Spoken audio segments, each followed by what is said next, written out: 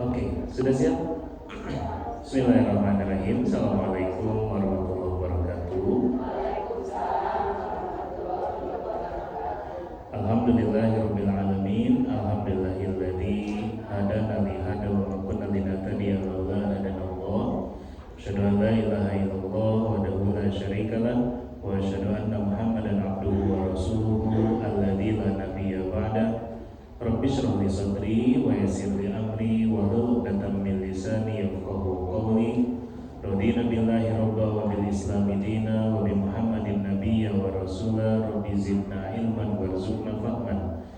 Allahumma inna nas'aluka ilman nafi'an wa na'udzu bika min ilmin la yanfa'. Allahumma faqihna fid din wa 'allimna ta'wil. Subhanaka la ilma lana illa ma 'allamtana innaka antal alimul hakim. La haula wa la quwata illa billahil aliyil azim. Amma ba'du. Alhamdulillah, segala puji bagi Allah yang telah memberikan kita karunia-Nya sehingga di sore ini kita semua bisa berkumpul kembali di jadwal kajian rutin kita. Maka mudah-mudahan kumpulnya kita di sini tentunya semoga senantiasa tercatat sebagai amal saleh di sisi Allah Subhanahu wa taala, ya. Amin. Salawat serta salam semoga senantiasa tersampaikan kepada suri tauladan kita baginda Rasulullah Muhammad sallallahu alaihi wasallam, pada keluarganya, sahabatnya, dan mudah-mudahan sampai kepada kita umatnya hingga akhir zaman. Amin.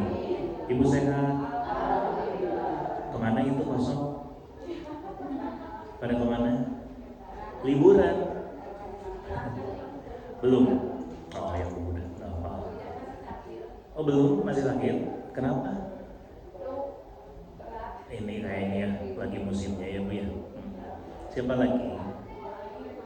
Bu Ai masih sakit. Bu Cici kemana? Oh gitu, liburan kayaknya Bu.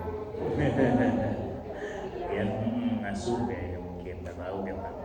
Ada lagi? Siapa? Kemana? Oh iya. Ada tuh langsung. Oh iya. Ibu lihat nggak barusan Mbak pas Hadi langsung nyari kita saya. Ayah, gitu. Langsung ke depan tuh dari situ. Ayah. Siapa lagi? Oh yang di seberang belum ya. Oke ya.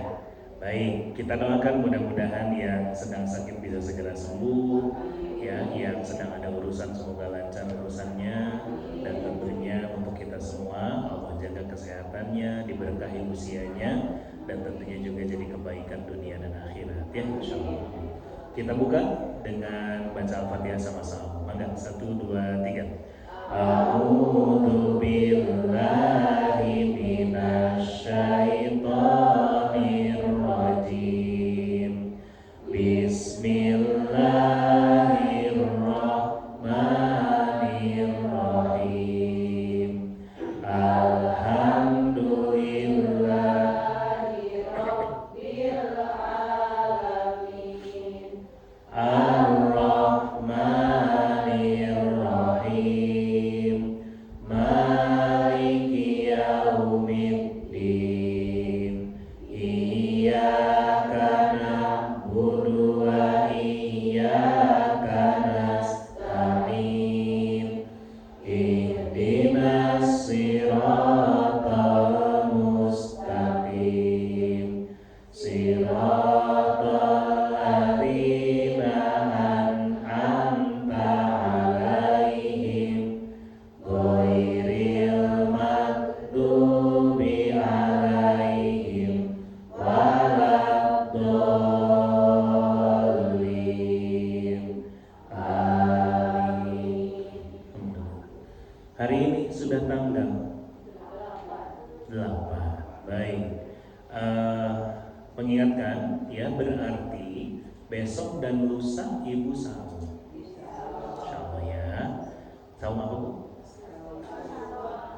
Tasu'a dan Muharram. Muharram Asyura. Ya, Tasu'a dan Asyura. Ya. Saya sampaikan dulu hadis Nabi SAW yang pertama, afdhalus siyam ba'da Ramadan syahrullah al-muharram. Ya, puasa yang paling afdal, puasa yang paling utama setelah puasa Ramadan adalah puasa di bulan Muharram. Ya, gitu. Wa afdhalus shalah ba'dal fardhah sholatul lail. Dan sebaik-baik sholat setelah sholat wajib adalah sholat malam, sholat tahajud. Betul. Ya, hadis riwayat Muslim. Ya, jadi poin utamanya dulu, ibu ketika memperbanyak puasa di bulan Muharram ini, maka puasa yang dilakukan di Muharram ini adalah puasa yang paling utama. Ya, pahalanya insya Allah lebih besar. Itu satu. Yang kedua, yang paling utama ketika puasa di bulan Muharram adalah besok dan lusa, tanggal 9 dan 10. Ya, makanya kemudian dalam hadis yang lain, hadis riwayat Muslim 1162, Nabi SAW suatu ketika ditanya tentang keutamaan puasa Arafah. Ya, maka Rasulullah SAW menjawab bahwa puasa Arafah itu yukaffarus sanah al-madiyah. Sesungguhnya puasa Arafah itu menghapuskan dosa yang setahun yang lalu, dan wal baqiyah, dan puasa yang dosa yang akan datang. Tuh. Terus kemudian ditanya, kalau puasa Asyura gimana? Ya, gitu. Waqala su'ila an shaumi yaumin Asyura. Maka Nabi SAW menyampaikan yukaffarus sanah al-madiyah, bahwa puasa Asyura itu menghapuskan dosa setahun yang lalu. Ya, jadi gimana? Jadi puasa Asyura ini adalah puasa yang utama. Saya sudah sampaikan kemarin ya. Ustaz kan kemarin udah Arafah, kumaha tuh? Ya puasa dari we. Ya, kecuali ibu memang sudah dapat WA dari malaikat Jibril, dosanya sudah habis gitu. Udah belum? Belum kan? Ya udah puasa dari gitu. Ya, gitu. Jangan sampai ada abi mengatos kamari tos seep dosana Allah gaya. Ya. Terus yang terakhir adalah bahwa kenapa dengan 9? Karena kalau 10 saja Bu, itu juga jadi kebiasaannya orang-orang Yahudi. Di saum di hari Asyura itu, di bulan Muharram, di tanggal 10 itu bukan cuma kita yang puasa, tapi orang-orang Yahudi pun berpuasa karena itu dianggap sebagai hari besarnya mereka, terutama berkaitan dengan Nabi Musa. Ya, nah makanya kata Nabi SAW bahwa kalau aku masih punya umur ya tahun depan, maka aku akan puasa tanggal 9 dan 10. Ya, meskipun ternyata Rasulullah SAW itu keburu wafat di tahun berikutnya Bu, tapi ini kata para ulama menjadi tanda bahwa kalau kita ada kesempatan maka sebaiknya berpuasa tanggal 9 dan 10. Biar apa? Biar beda dari orang Yahudi gitu. Ya, insya Allah. Ibu jadi puasa mau? Insya Allah Sunda atau insya Allah beneran? Oke, baik. Ya, semoga kita semua dimudahkan, dilancarkan, diberkahi, disehatkan ya. Amin. Oke, langsung saja kita lanjutkan. Bismillahirrahmanirrahim. Kita masih belajar kitab Adabul Mufrad karya Imam Al-Bukhari rahimahullah. Semoga Allah limpahkan pahala yang terus mengalir untuk beliau dan keluarganya, untuk para ulama yang menjadi jalan sampainya ilmu kepada kita, dan Allah pun limpahkan ilmu yang bermanfaat dan dijauhkan kita semua dari ilmu yang tidak bermanfaat, juga dimudahkan untuk mengamalkannya insyaallah ya. Amin. Baik, terakhir kita hadis 346 ya, tentang berkunjung, tentang ziarah, betul ya? Masih ingat? Hadis 345 dan 346 kita belajar tentang keutamaan berkunjung. Ya, kalau sebetulnya berziarah itu Bu, kalimatnya umum. ketika kita mengunjungi itu judulnya berziarah sebetulnya. Cuman kalau di kita ziarah itu identiknya ke makam, betul gitu ya. Jadi sebetulnya ibu datang ke rumah teman, ke rumah saudara yang jauh, gitu ya. Secara bahasa sebetulnya itu ziarah, gitu ya. Tapi karena di kita ziarah itu biasanya identik dengan kekuburan, makanya bahasan kita kemarin keutamaan dari berkunjung ya ke sanak saudara. Apa kemarin kita belajar? Bahwa siapa yang berangkat untuk menjenguk, mengunjungi saudaranya, maka apa Allah berfirman kepada orang itu? Sesungguhnya engkau baik, perjalananmu baik, dan engkau pun akan menempati rumah di surga. Ya, gitu. Jadi kita sudah belajar jangan hitungan kalau memang ada kesempatan buat berkunjung. Ya, kalau ada kesempatan buat berkunjung, berkunjung. Kalau bisa pergi, pergi, nggak apa-apa. Tapi jauh tadi, justru pahalanya gede. Ya, justru di situ pahalanya luar biasa. Bahkan apa? Sama Allah disebut apa? Engkau baik. Ya, engkau baik tuh. Perjalananmu baik dan engkau akan menempati rumah di surga. Ibu mau? So banyak jalan-jalan, ya. Jalan-jalannya kemana? Berkunjung, ya, menengok saudara. Ya, baik, kita masuk ke hadis 347. Bismillahirrahmanirrahim. Judul 160, mengunjungi suatu kaum lalu makan di tempat mereka. Ada? Baik, bismillahirrahmanirrahim. Dari Anas bin Malik radhiyallahu an bahwasanya Rasulullah SAW pernah mengunjungi suatu rumah orang Ansor. Lalu beliau makan makanan di tempat mereka. Ya, anna Rasulullah SAW zaro ahla baitin minal Ansor fata'ima indahum ta'aman. Falamma kharaja amara bi makanin minal bait fanudiha lahu ala bisatin. Ya, ketika beliau keluar, maka beliau meminta disiapkan satu tempat di dalam rumah. Fasalla alaihi wa da'a lahu. Lalu beliau salat ya di tempat tersebut, di hamparan tersebut yang sudah diperciki, dikasih wangian, kemudian beliau salat di atasnya dan mendoakan mereka. Ya. Bismillahirrahmanirrahim. Satu.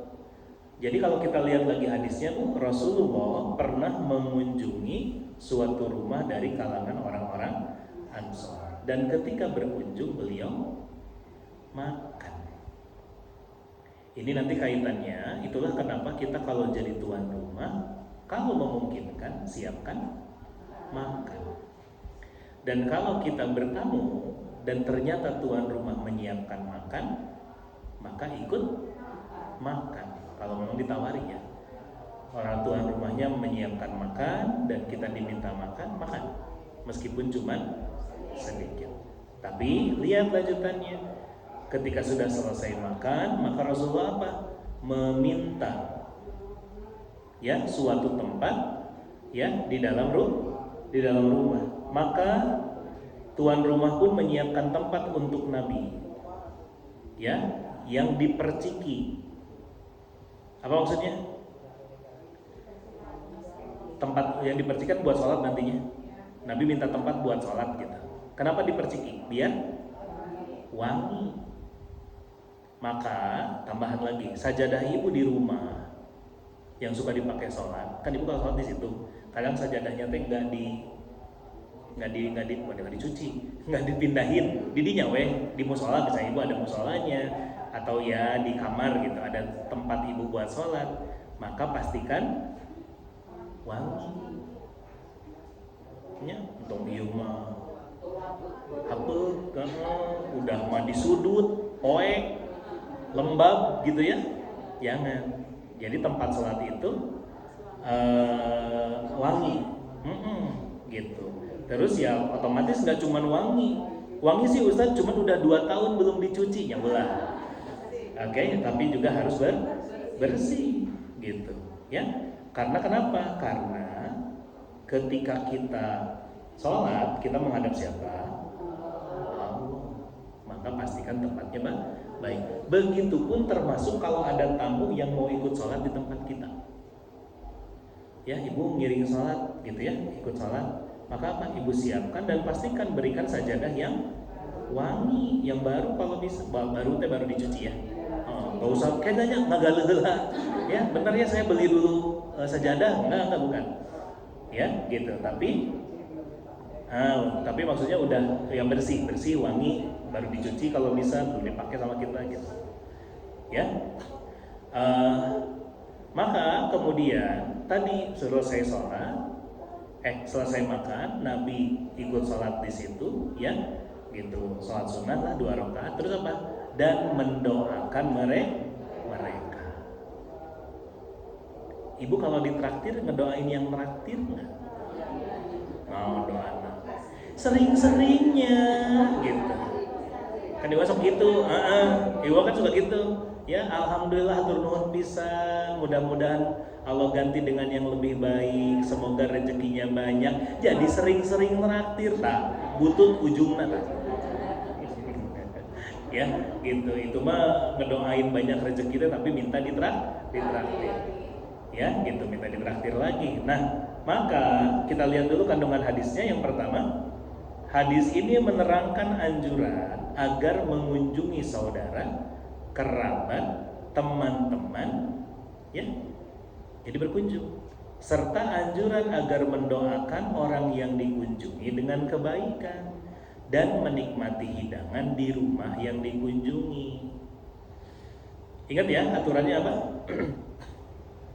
Kalau disuguhin minum, ini kalau kita bertamu, kalau disuguhin minum pastikan habis, biar enggak mubazir. Kalau sekiranya misalnya ya Bu disuguhin apa yang misalnya ya kalau makan ya, kalau disuguhin makan tadi silakan ikut makan, tapi jangan sampai mubazir.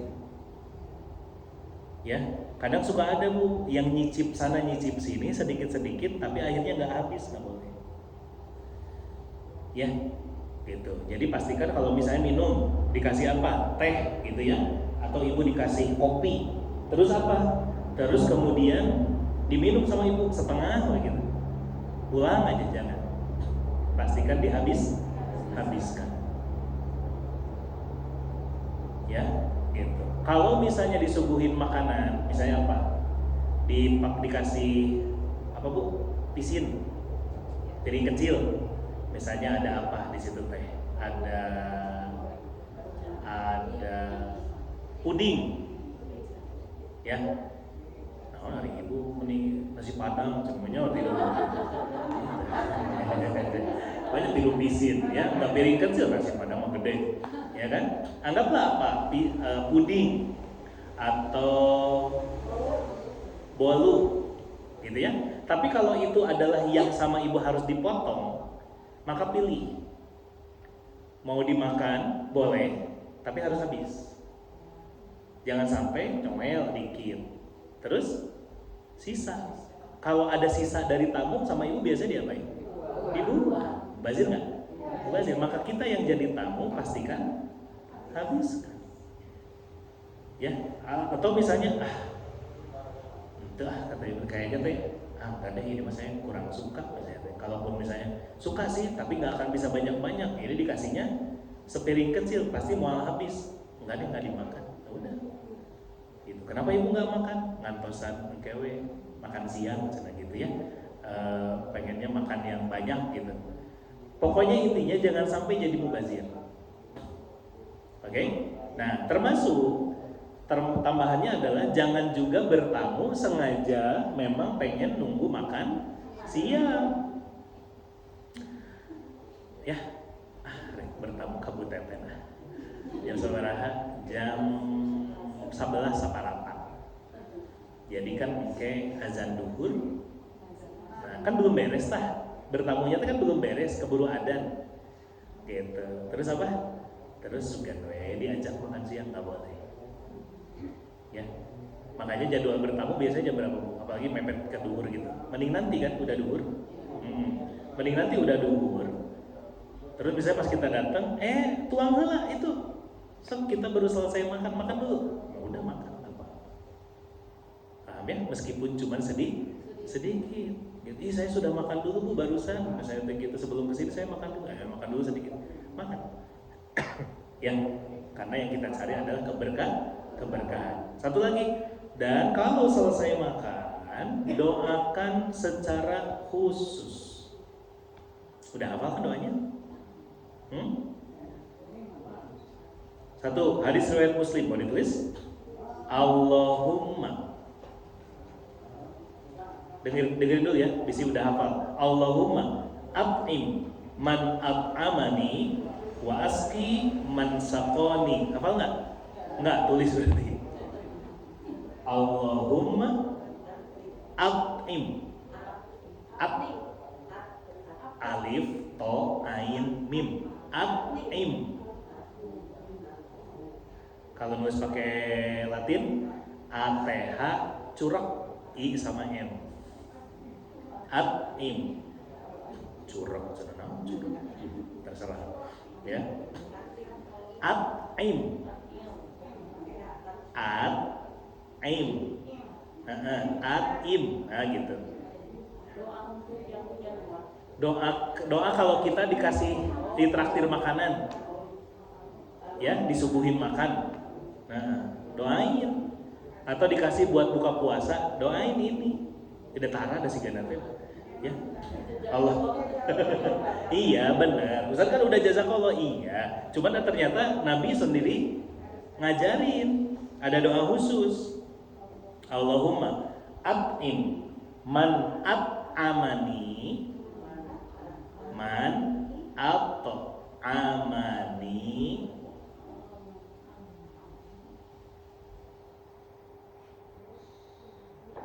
ya, wa asqi man sakoni. Nanti ada wa asqi, ada waski, boleh nggak apa-apa, boleh dua-duanya. Waski atau wa asqi man sakoni. Ya Allah, berilah makanan orang yang memberiku makan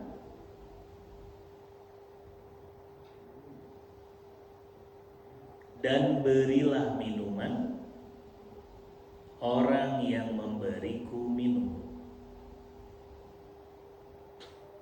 Hadis riwayat Muslim nomor 2055.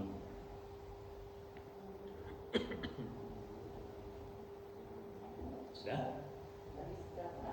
Hadis riwayat Muslim 2055 nomor 2055 berarti.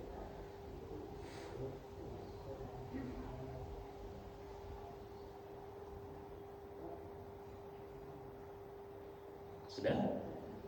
Yang kedua, ada lagi doanya. Allahumma barik lahu. Ini lebih mudah. Allahumma barik lahum fima razaqtahum. Allahumma barik lahum fima razaqtahum waghfir lahum warhamhum. Allahumma barik lahum fima razaqtahum waghfir lahum warhamhum.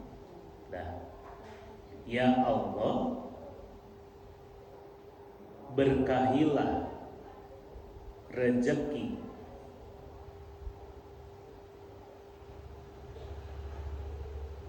ya Allah, berkahilah rezeki yang engkau anugerahkan kepada mereka, yang engkau anugerahkan kepada mereka,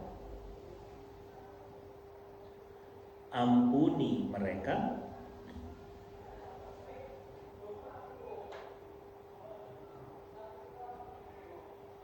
dan berikanlah rahmat kepada mereka, dan berikanlah rahmat kepada mereka. Sudah. Hadis riwayat Muslim 2042. Nah, itu ya. Jadi doakan. Tadi kalau contoh nabinya di hadisnya apa? Nabi sengaja begitu beres makan, sholat dulu di situ, terus ngedoain. Ibu kalau udah beres bertamu, udah beres makan, terus pulang. Nah, beda kan yang Nabi. Ya, kita mah SMP, sudah makan, pulang. Gitu. Doain dulu. Gitu. Ya, Ustaz, apakah harus selalu sholat dulu di situ? Enggak. Ya, nah kamu tuh ujung-ujung minta sholat dia enggak, tapi minimal doakan. Ya, gitu. Oke. Nah, yang kedua, coba Ibu lihat kandungan hadisnya.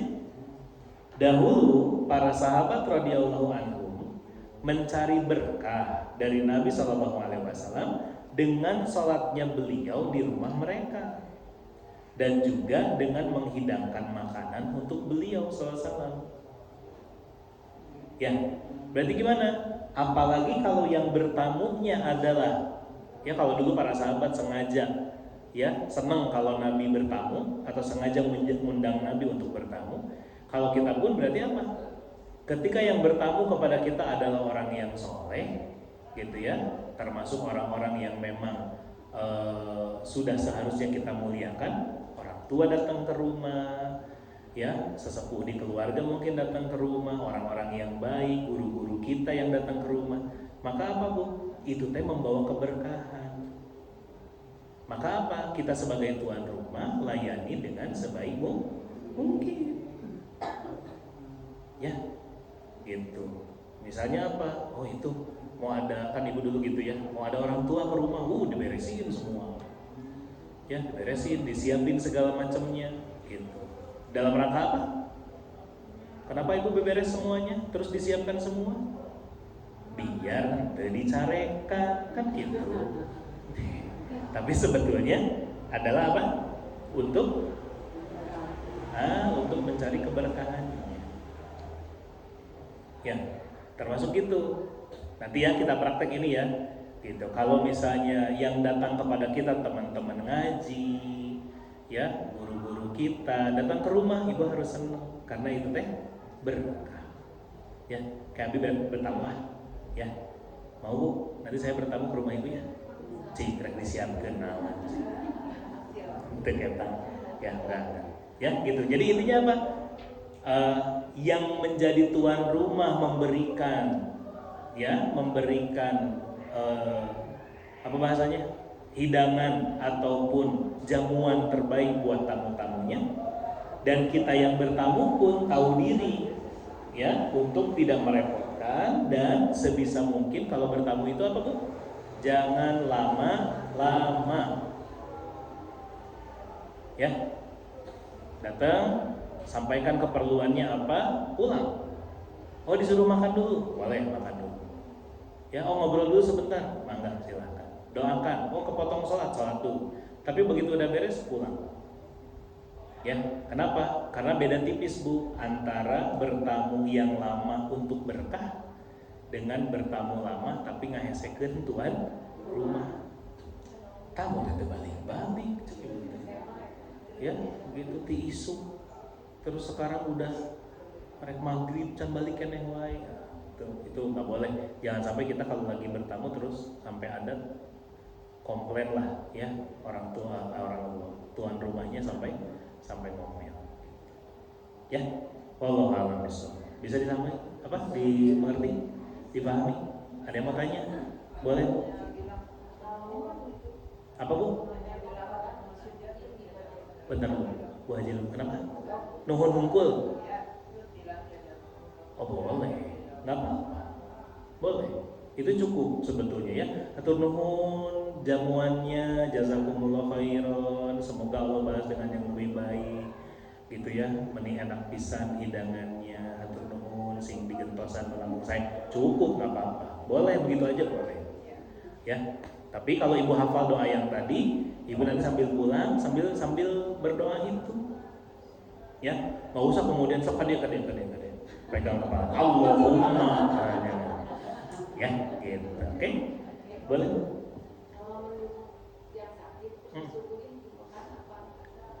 Kalau menjenguk yang sakit disuguhin ya nggak apa-apa, makan aja. Misalnya kemana, ke rumah misalnya ada yang sakit, kita nengok ke rumahnya, ya itu mah haknya tuan rumah untuk nyuguhin. Puntennya ini teh cuma ada air, nggak apa-apa. Dan mungkin orang yang lagi sakit di rumahnya terus keluarganya bikin parasmanan kan gitu, ya kan gitu. Puntennya ini masa ada-adanya gitu. Dan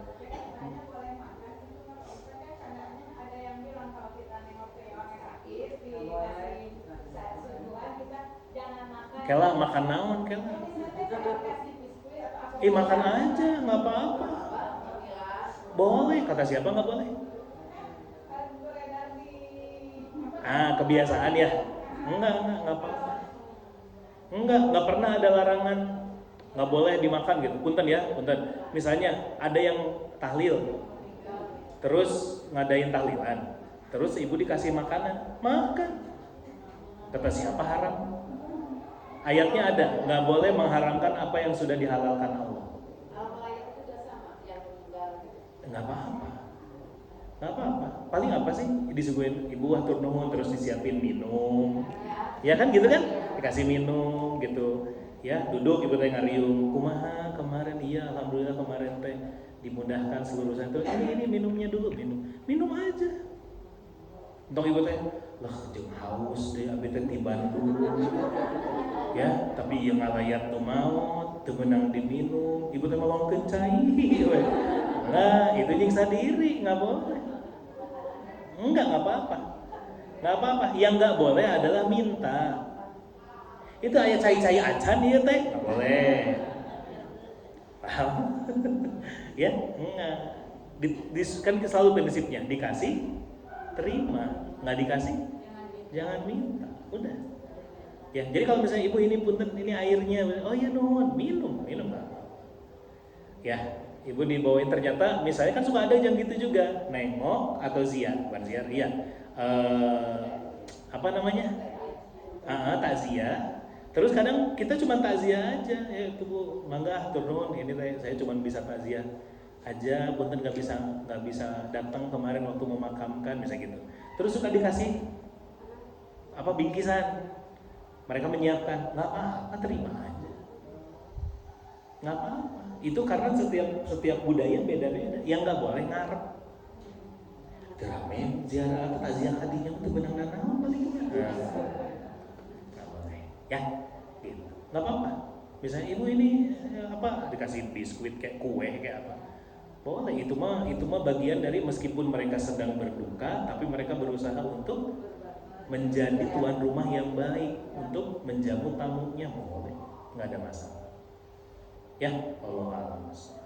Ada lagi? Karena itu ya tadi poinnya pun tambahan dulu. Kan takziah juga nggak selalu dekat, Bu. Ya nggak? Misalnya ada teman kantor, terus kemudian sakit, terus meninggalnya di kampungnya dan mau dimakamkan di sana. Gitu. Atau takziah kan itu. Ya di Bandung berangkat. Ada kabar meninggal, oh yaudah ya ke sana. Terus anggap di mananya? Ke Tasik lah. Gitu, 3 jam sampai sana.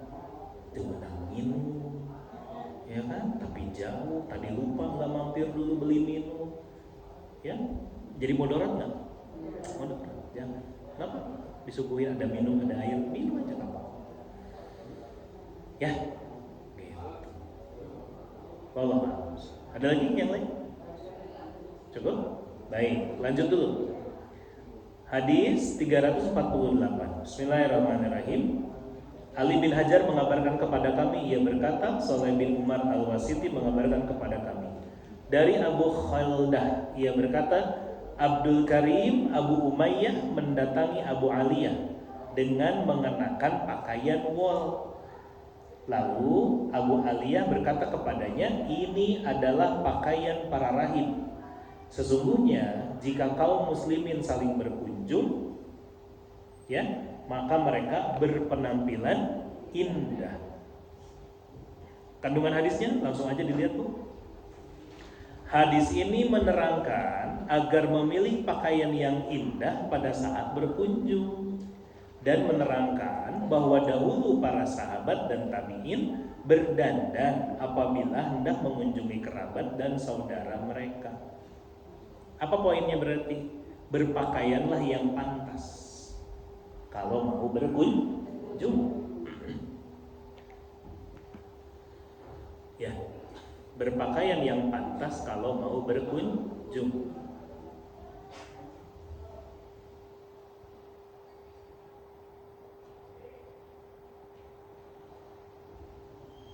Misalnya apa? Datang ke pemakaman, meskipun nggak wajib ya, tapi di kita umumnya sudah mulai kayak orang-orang di luar negeri. Datang ke pemakaman atau takziah itu pakai pakaian hitam. Harus nggak? Enggak, tapi boleh. Ya, nggak apa-apa. Sebagai tanda bela sungkawa, tanda berkabung, tanda berduka, maka kita datang dengan pakaian hitam, boleh? Boleh. Harus nggak? Enggak. Ya, jadi enggak juga nggak apa-apa. Lah si Abi koneng sorangan baik. Kan gitu. Atau misalnya lagi di kantor, ada berita, oh itu ada teman kita orang tuanya wafat, ayo taziah yuk, taziah. Pakai ke baju kantor, gitu ya. Baju kantor hari itu teh merah misalnya, ya udah nggak apa-apa, datang aja. Ya, nggak ada kewajiban kayak pulang-pulang pakai baju hitam, nggak harus. Boleh nggak? Tapi boleh. Kalau misalnya dari rumah, oh ada berita yang meninggal, ya udah kita pakai baju hitam terus datang, boleh ya, boleh saja. Ya, termasuk apa tadi secara umum, kalau berkunjung pakai pakaian yang pantas. Ya, bertamu berpakaianlah yang pantas. Ya, kunjungan ke saudara berpakaian yang pantas. Ya, jadi jangan apa? Jangan kulehe teuing gitu. Ya. Lanjut dulu yang selanjutnya. Yang kedua. 348 bagian kedua. Abdullah Maula Asma binti Abu Bakar radhiyallahu anhu berkata, Asma mengeluarkan jubah kepadaku dari beludru yang disulam dengan kain satin Persia, sedangkan kedua ujungnya juga dihiasi dengan satin Persia. Asma lalu berkata, ini adalah jubah Rasulullah SAW. Beliau mengenakannya untuk menyambut para utusan dan pada hari Jumat. Apa berarti?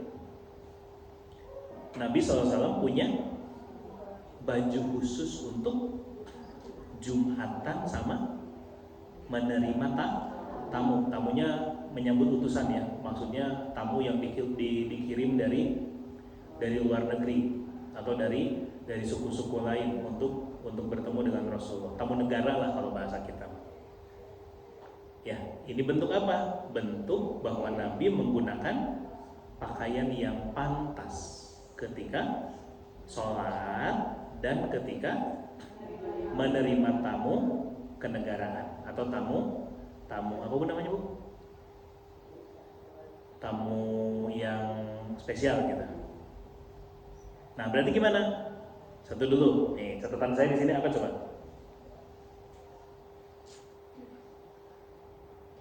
Menghadap Allah nggak boleh kalah sama menghadap manusia. Ngerti maksudnya? Ketika kita menghadap Allah, pakaian kita nggak boleh kalah, ya. Dari apa? Dari menghadap ke manusia. Maksudnya gini, kita itu lebih mau untuk dandan, kita itu lebih mau untuk prepare, siap-siap ketika mau ketemu manusia. Tapi kadang begitu mau ketemu Allah, persiapannya biasa aja. Nah itu. Ibu kesini pakai bedak? Pakai lipstik. Pakai. Pertanyaan, mau sholat pakai bedak, pakai lipstik? Tak eta, gitu maksudnya teh. Contoh aja, simple. Ya enggak? Ibu mau kesini, kan ada effort gitu, ada usaha. Betul nggak? Mandi, wudhu, ganti baju, bajunya juga bagus gitu, yang rapi. Terus dandan. Untuk apa? Mau ngaji. Ketemu siapa? Manusia. Pertanyaan, gitu juga nggak kalau mau sholat? Ya, itu. Yang ya mungkin tidak selalu harus mandi dan seterusnya, enggak. Tapi maksudnya berpakaian yang baik, rapi, wangi, bersih, terus ya dandan dikit lah. Kenapa? Mau sholat. Karena kenapa? Itu tadi Nabi itu, ini secara pakaian dulu ya, pakaian Nabi untuk sholat. Jadi Nabi punya jubah yang sama, yang dipakai untuk sholat dan dipakai untuk menemui utusan. Sekarang baju mana yang ibu pakai untuk ketemu manusia dan dipakai juga untuk menghadap kepada Allah untuk sholat? Tapi itu teh mantes gitu. Lihat nabinya apa tadi? Jubah. Ibu pakai apa? Iya, ibu kena mah dalam nak maksudnya. Gamis mana? Gamis hari-hari apa gamis menerima tamu? Nah, pernah nggak pakai gamis khusus yang memang buat pergi tapi cuma dipakai buat sholat? Nah, kita kan gitu, karena pas mau pergi sekalian terus dipakai sholat. Ini mah sengaja, gamis ini udah lama nggak dipakai misalnya. Atau enggak juga sih, pakai ini. Nabi pakainya buat apa ini, hari apa? Hari Jumat. Jadi sama Nabi dipakai seminggu sekali, hari Jumat pakai jubah itu. Ada tamu ya ada tamu, Jumat pakai itu juga. Baju apa ibu yang bagus? Gamis hari-hari sama gamis undangan beda nggak? Beda. Dipakai sholat tuh, gamis nu beda ya Pak? Iya, saya tahu hari undangan. N-nya.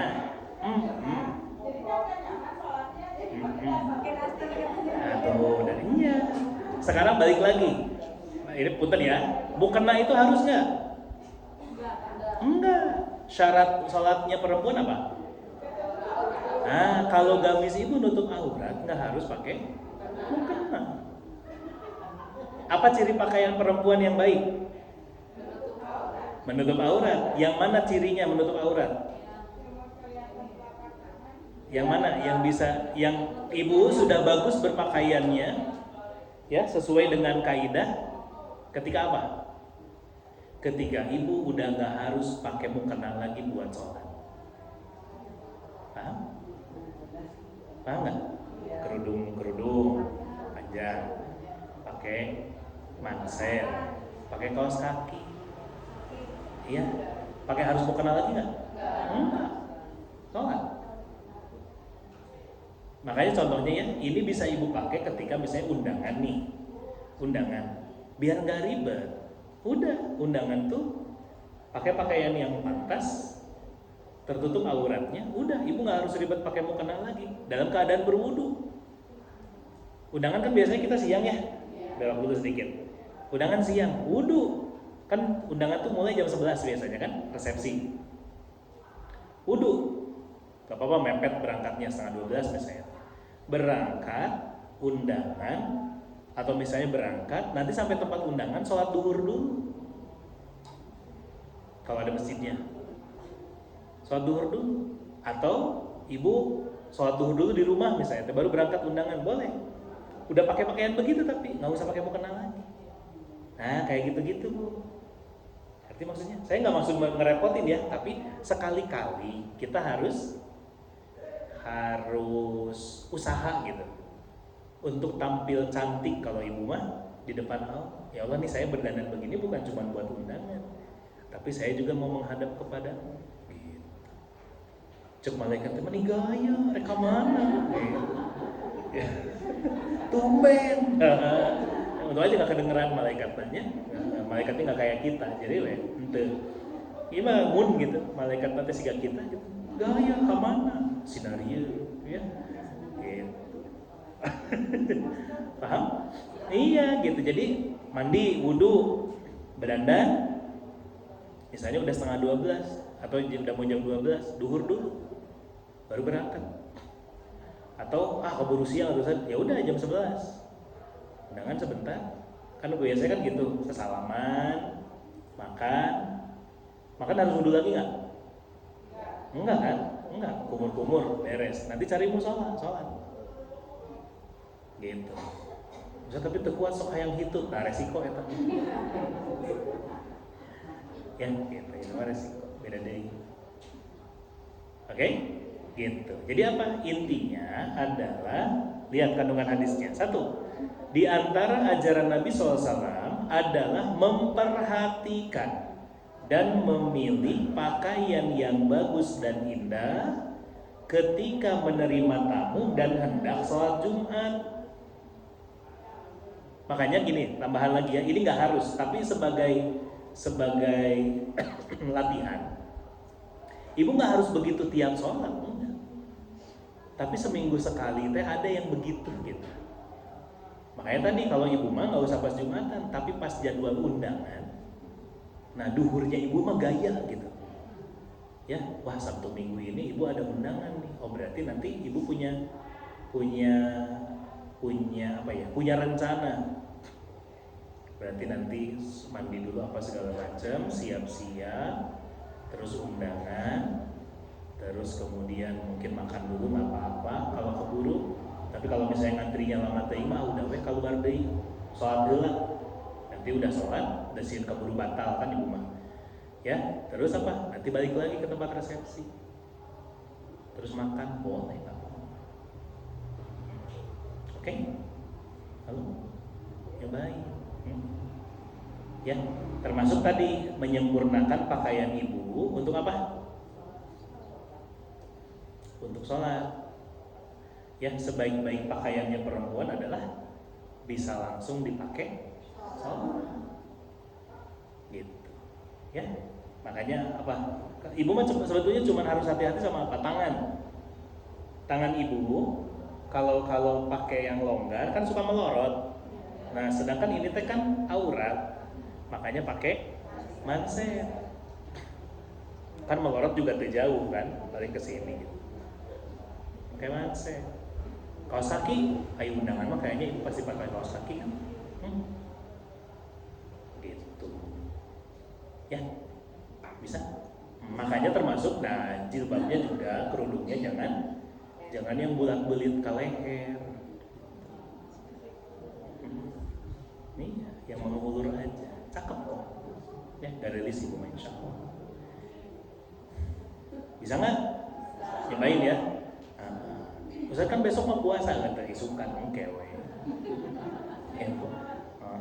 Ya, yang kedua, bolehnya mengenakan jubah dan memakai baju yang memiliki belahan. Kan suka ada Bu, gamis, apa sih namanya sih? Nggak tahu sih baju perempuan. Yang suka dari sininya panjang, tapi cuma sampai selutut, gitu ya, atau sebetis.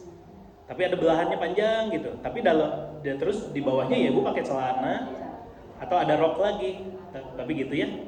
Boleh begitu nggak apa? Jubah gitu. Atau kalau apa? Ya meskipun ada belahannya selama tidak menampakkan aurat, model mah boleh gimana aja gitu maksudnya. Makanya selama syaratnya terpenuhi, tidak terbuka auratnya selama enggak terlalu ketat, boleh. Model mah bisa apa aja. Warna gimana? Boleh apa? Ya, gitu. Jadi harus cakep, sing apa ya? Sing mantes kalau mau ibadah. Baik, satu lagi. Hadis 349. Bismillahirrahmanirrahim. Yang tadi udah ya? Bisa dipahami ya? Ada pertanyaan? Oke, wallahu a'lam. Kita masuk 349. Bismillahirrahmanirrahim.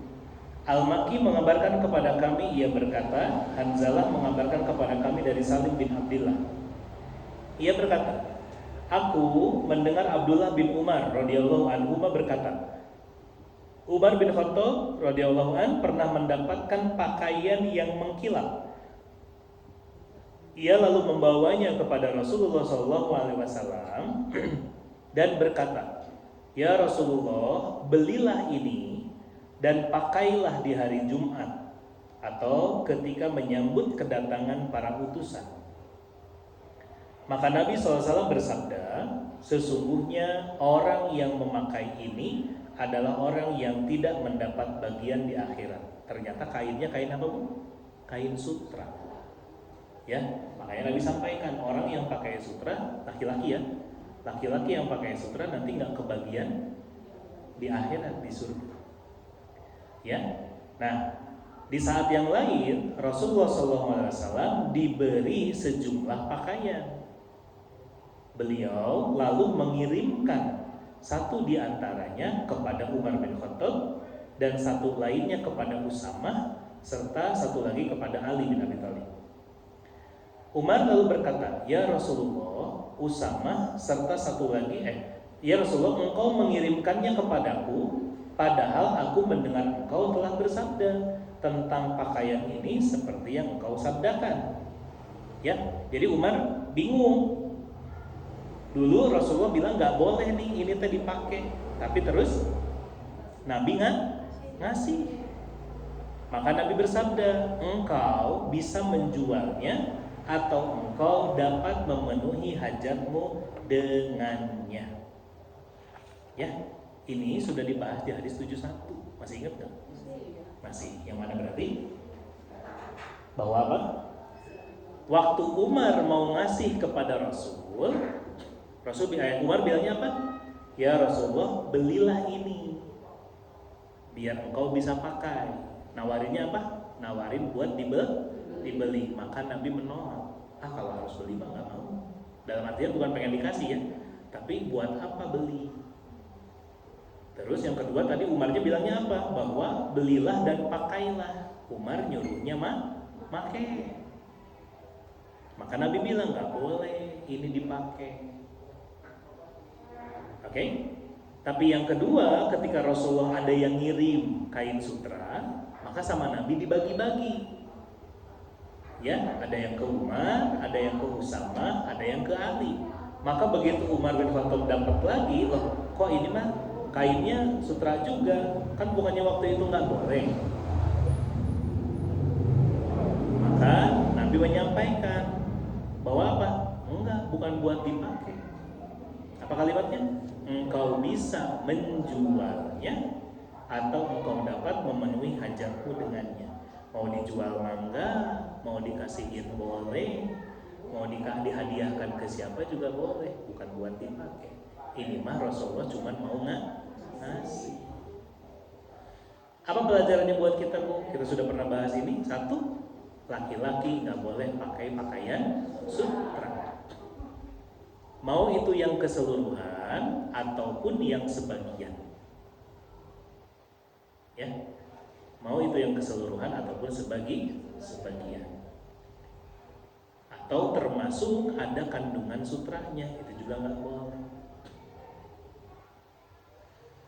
Ya, baik itu sutra asli termasuk sintetik, itu nanti ada beda pendapat. Tapi intinya sebaiknya dihindari. Contoh misalnya apa? Ibu teh pengen membeliin sarung, ya, buat bapak, buat saudara, buat orang rumah, buat anak ibu, misalnya gitu. Pengen yang paling bagus. Ada nih kain sutra. bagus nih, nggak boleh. Ya, makanya waktu ke, oh iya, misalnya contoh ya, waktu ke Kalimantan ada kain sasirangan, bukan sisirangan ya, beda. Sisirangan mah kan di Sunda mah belang. Sasirangan itu kain khas di sana. Itu ada bagus kain sutra, gitu ya. Ini Pak sepasang suami dan istri, oh enggak, yang suami mah enggak, saya beli yang buat istri saja. Gitu. Kenapa? Karena kalau saya beli nggak akan tetap nggak akan bisa dipakai. Gitu. Ya, itu contohnya. Itu satu. Yang kedua adalah apa Bu? Kalau ngasih aja, jangan ngasih syarat. Ya, takutnya apa? Takutnya jadi amanah yang tidak bisa dilaksanakan. Ustadz, ini saya ada baju, tolong dipakai ya, berat tuh. Ya, terus ibu teh ngasih nanti ukuran nanti S, atau ngetat diambil teh. Ya lah, kata ibunya suruh dipakai lagi, gitu ya. Nah itu teh, makanya apa? Ngasih aja, ngasih. Ya, sehingga apa? Ternyata di saya nggak cukup, bisa dikasih ke yang lain. Ibu tetap dapat pahalanya kan? Dapat, insya Allah. Ya, Ustaz ini ada sarung, nah sarung mah aman, kalau bor soalnya, ya, gitu. Nggak ada yang ngetat, gitu kan, sarung mah kan. Nah, sarung. Meskipun saya jarang pakai sarung ya, gitu. Ibu nggak pernah kan lihat saya ngajar pakai sarung? Nah, ribet, Bu. Ya, naik motor di sarung gitu ya, di Cimahi kan ribet, ya, gitu. Nah, ya, tapi ya udah apa? Tapi udah, jadi maksudnya kalaupun kita ngasih ke siapapun ya, jangan memberatkan. Dipakainya, awas, itu dipakai. Itu satu. Termasuk ibu jangan nagih. Mana baju diambil Ustaz cara pakai jadinya. Itu sih kan, gitu ya. Kita enggak apa. Mungkin dimanfaatkan yang lain. Mungkin orang lain ada yang lebih butuh. Ya, mungkin ada teman-teman yang lain yang lebih butuh. Nggak apa-apa. Insya Allah. Bu, sebagus. Ibu ketika ngasih hadiah, apalagi ya sarung, baju koko gitu-gitu, dipakainya apa? Kan pasti dipakai ibadah, ya enggak? Gitu. Bisa dipakai sama ayah saya, bisa sama adik-adik, bisa kemudian dikasih sama saudara yang lain. Gitu. Insya Allah pasti dikasihnya ke orang-orang yang soleh juga. Gitu. Tong hari, ya jangan tuh dipakai aku sana, enggak, jangan. Yang penting manfaat, ya, gitu. Yang terakhir berarti apa? Poinnya tadi bagaimana Rasulullah dan Umar bin Khattab di sini mencontohkan apa Bu? Senang berbagi, senang saling ngasih hadiah. Apa hadisnya? Rasulullah bersabda, tahadu tahabu. Dan cuma begitu. Tahadu tahabu. Ibu bisa gitu. Tahadu tahabu gitu ya. Apa artinya? Saling memberilah hadiah, maka kalian akan saling menyayangi. Ya, gitu. Kenapa Bu? Karena ngasih hadiah itu tanda sayang, tanda kasih sayang. Ya, nah maka apa? Ini adalah bagian dari bagaimana kita harus bisa menjaga hubungan baik dengan siapa. Sudah cukup ya, pas soalnya. Wallahu a'lam bishawab. Shadaqallahul karim. Shadaqa Rasul karim. Wa nahnu ala dzalika syahidin syakirin alhamdulillahi rabbil alamin. Oke, ada pertanyaan dulu sebelum ditutup? Mangga. Kelewat kumaha?